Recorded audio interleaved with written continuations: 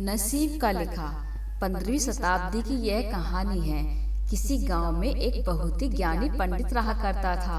पंडित आजू बाजू के सारे गांव में बहुत ही प्रसिद्ध था और इसी वजह से वह बहुत धनवान भी था। पंडित का परिवार ज्यादा बड़ा तो नहीं था।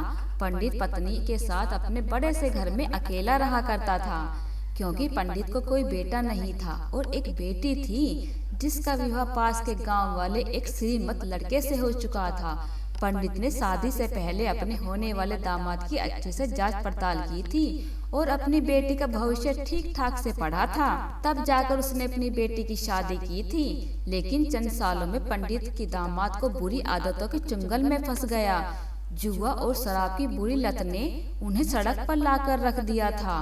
अपनी बेटी की ऐसी दुर्दशा देखकर पंडित की पंडितान काफी दुखी हुआ करती थी और अक्सर पंडित को कहा करती थी, तुम जाकर उनकी मदद कराओ। पंडित हमेशा अपनी बीवी को यह कहकर उनकी मदद करने के लिए मना कर देता था कि अभी उनका कुछ समय के लिए बुरा वक्त चलना है। हम चाहे कितनी भी कोशिश कर लें, जो उनके नसीब में नहीं है उन्हें वह नहीं मिल पाएगा। पंडित की ऐसी बातों से उसकी पत्नी काफी दुखी हो जाया करती थी और मन ही मन सोचती थी कि कैसा स्वार्थी पति है, अपनी बेटी को इतने कष्टों में देखकर भी उसकी मदद करने के लिए मना करता है। आखिर भगवान ने इतना सारा धन दान ने दिया है, उसका क्या करेंगे? हमें कोई और औलाद भी नहीं है, ले देकर एक ही बेटी है और उसके लिए भी कुछ नहीं करेंगे तो किसके लिए करेंगे? पंडित ऐसा नहीं सोचता था। ऐसा नहीं था कि पंडित अपनी पुत्री से प्रेम नहीं करता था, लेकिन उसने अपनी पुत्री की कुंडली इतने अच्छे से पढ़ी थी और वह यह पहले से ही जानता था कि वह चाहे किसी भी लड़के से शादी करती, लेकिन उसके जीवन में यह समय आने ही वाला था और बिना इसे भुगते उसे छुटकारा नहीं मिलने वाला था। एक दिन खाने पीने के लिए मोहताज हो चुके पंडित के बेटी और दामाद उसके घर पर आए। पंडित और उसकी बीवी ने दोनों का खूब आदर सत्कार किया और खूब अच्छा खाना खिलाया। बेटी और दामाद की पंडित से सहायता मांगने की हिम्मत नहीं हुई, इसलिए वह बिना बोले वापस घर लौटने लगे। लेकिन माँ तो माँ होती है। पंडिताइन से रहा नहीं गया और बिना पंडित की इजाजत के उसने चोरी चुपके बूंदी के लड्डू बनाकर उसमें सोने के सिक्के रख दिए, बेटी और दामाद को दे दिए ताकि बेटी और दामाद की कुछ आर्थिक सहायता हो सके। पंडिताइन यह जान गई थी कि बेटी और दामाद शर्म के मारे उनसे मदद नहीं मांग रहे थे, इसलिए उसने बेटी और दामाद को लड्डुओं में छिपे सिक्के के बारे में कुछ नहीं बताया। जाहिर सी बात है कि जब वो लोग घर अब जाकर लड्डू खाएंगे तो उनमें उन्हें सोने के सिक्के मिल जाएंगे।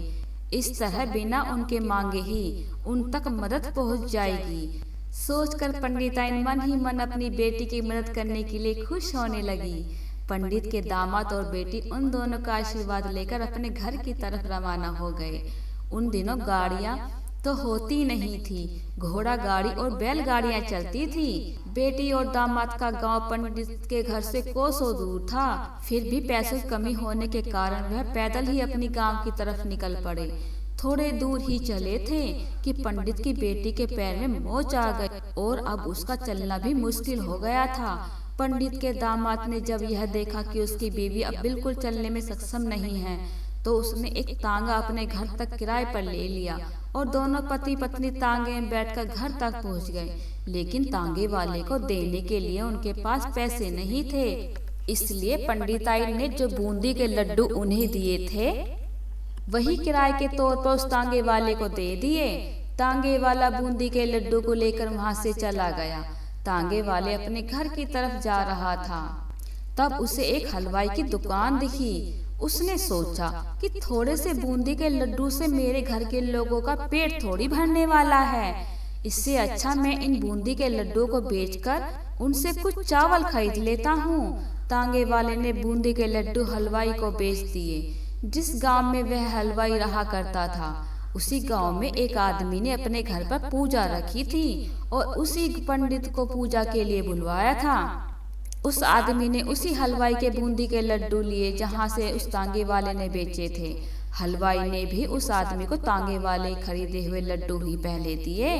ताकि खराब न हो जाएं, क्योंकि वह नहीं जानता था यह लड्डू कब बने हैं। पूजा खत्म होने पर दक्षिणा और बूंदी के लड्डू लेकर जब पंडित अपने घर आया और खाना खाने बैठा तो प्रसाद में लाए बूंदी के लड्डू खाते वक्त लड्डू से सोने का सिक्का निकला।